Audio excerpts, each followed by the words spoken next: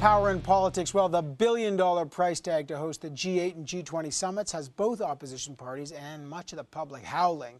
Is this one issue Scott Reid and Jamie Watt will actually see eye to eye on? To find out, let's go to this week's Point of Order.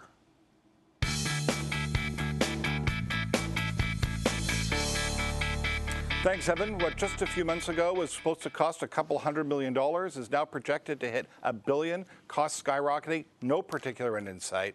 All of a sudden, a lot of people are asking, thoughtful people are asking, did Canada make a mistake by deciding to hold the G20 meeting in downtown Toronto? Is it just simply too expensive?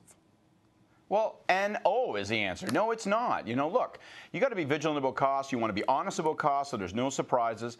But look, the G20 is a great Canadian idea, a great Canadian innovation. You know, Stephen Harper's too ungracious to acknowledge it. He says it was George Bush's idea. He and Bush opposed the idea. It was my former boss's idea. Paul Martin. Wouldn't it be great to hear the Prime Minister? Wouldn't it be great to hear the Prime Minister celebrate the founding of a Canadian institution? We're having it here in Canada, the first meeting of G20 leaders ever. This is the mechanism that actually helped save the world economy a year ago. It still has work to do on that front. Yes, it's going to cost money. Yes, it's a heavy obligation. And yes, it's the right thing to do. Yeah, putting Paul Martin's accomplishments to one side, I agree with you. I'm not sure what these people. They are astounding, and you've been living off of them for 5 years. I'm not sure what these people want to expect the government to do. Use doggy gates and mall rent-a-cops to protect the leaders. I mean, if you want to know whether there's a real risk or not, we only have to look to last month when that attempted terror attack took place in New York, Times Square, Broadway, crossroads of the world. If it can happen there, it can happen everywhere. We've got real risk in guarding these leaders. And the only thing that would be worse than spending this money would be not spending it and having something happen. The eyes of the world are going to be on Huntsville and they're going to be on Toronto, and we've got an obligation to deliver. It's money well spent. It's a Canadian innovation. You should be proud. All right, Jamie, I got something else to ask you about. Up in Ottawa, the Conservative government now says that parliamentary staffers will not appear before Parliament. Parliament is sovereign, supreme, last time we all checked here in the Constitution. What's going on? What has this government got to hide? Well, actually, what it's got to hide is some bad haircuts, some bad suits, and some bad pimply faces and bad teeth. Look We agree on what conservatives look like. Let's be clear for one moment. Most political staffers still live at home. Most political staffers know more about the cast of Glee than they do about the parliamentary press gallery. It's simply unfair to take kids whose last job was slinging Timbits at Tim Hortons and start shooting them like shooting fish in the barrel. But what's really at work here is something very important. Wow. And it's a concept called ministerial responsibility, ministerial accountability, something that this government believes in. That's why they want to send ministers to these parliamentary committees, because the minister is responsible. It's a very old concept, as old as Westminster itself, but come on, Scott, even political staffers know the importance of it.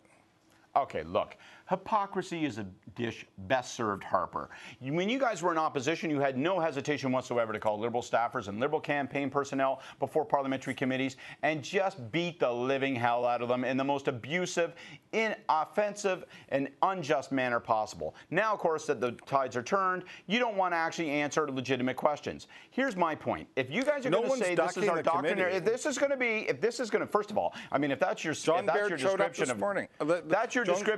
description of the bench. That's your description, by the way, of the strength of what the minister's offices look like. I'm telling you this: if you're going to have a doctrinaire definition of ministerial responsibility, every sparrow that falls, every snake that's made in one of those offices, a minister's going to have to resign as a consequence. Next, James Moore and Tim Hudak better take note. The UFC have set up office in Toronto, determined to bring mixed martial arts to Toronto, something that lots of people seem to want, except something that the Premier of Ontario is dead set against. Scott, how does this play out? I think it's going to play out terrifically. Listen, first of all, we should tell the viewers we do have a bit of a conflict of interest. You and I are both heavily involved in the sport. You're more of a grappler, jiu-jitsu guy, if you will. I'm kind of a stand-up fella in the sort of, the kickboxing tradition, very much in the Thai school. Make your point. And here's my point. This sport has made such a smart play. Tom Wright is the right guy at the right time in the right place. Dalton McGuinty's asked some tough questions. That's fair. Ask those questions. But you know what? There's good answers to them. And a guy like Tom Wright is going to deliver them all the credibility in the world. This is a great sport. It's well regulated. It's very safe. And it's a smart play because I'll tell you, it's really popular and it's going to bring lots of money to Ontario. Way to go, UFC. Way to go, Tom Wright. You know, Canadians, we were agreeing on a lot today. Canadians got a gritty side. You know, we like our beer strong, and we do like our sports a bit bloody. I mean, just look at hockey. Rock 'em, sock 'em, knock 'em down. I mean, look at George Chuvalo. The guy went 15 rounds with Muhammad Ali and never went down once. I mean, talk about true Canadian grit. I think Dalton McGuinness's gotten it all wrong on this. I think he got it wrong on sex ed, and I think he's gotten it wrong on this. He seems to have lost his way on this a bit lately. We've got thousands and thousands of people who want to see this sport. They want to see it in Quebec. They see it in Quebec, they see it in other provinces, and all of a sudden, Dalton McGuinness and his team of nanny state bedwetters are saying no for everybody. I think he's on the wrong side of this. Ah, man, you're just trying to tap out on Dalton there. Look, this is all headed great. Now, listen, finally, it's prediction time. Jean Chrétien was back on Parliament Hill this week, and he was talking right here on CBC about the wisdom of a coalition between the NDP and the Liberal Party. Jamie, is this ever going to happen? Listen, here's my prediction.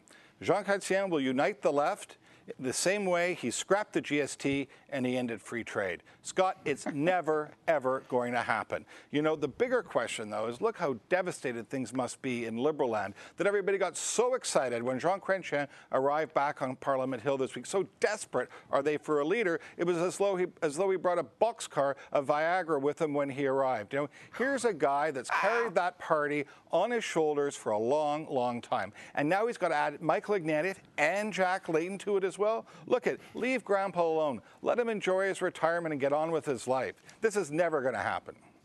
Okay, I got 4 words for you. No way in hell, okay? I don't know what Chrétien was talking about. I don't know. You know, he seemed to be saying one thing on one network and another on another network. Let's hope that that's just some sort of Chrétien clarity issue, because I'm telling you right now, let's not talk about a coalition, because that's actually not what the NDP and those folks are buzzing around in Ottawa, whispering behind the curtains about. They're talking about a merger. They're talking about trying to actually combine the left in a brand new party. You don't hear Liberals talking about that, and I hope to hell we don't hear Chrétien or any other responsible Liberal talking about it, because over our dead bodies, we are not going to show up for dinner as a Liberal Party of Canada and find out that we're on the menu. No way. We're not going to sacrifice our identity. We're not going to sacrifice our ideas. We're not going to sacrifice our history, and we're not going to sacrifice our future. Greatest political institution in the Western world. It's got a great future, and we're going to come back. We're going to beat the Conservatives, and we sure as hell aren't getting in bed with Jack Layton. You may not get in bed with Jack Layton, but you should get yourself to the hearing aid store. The bell went off 2 minutes ago. But anyway, Evan, thanks for having us. That's all we've got for this week. We'll be back in 7 days when I'll be right and Scott will still be motoring on, but still wrong. I'm Jamie Watt.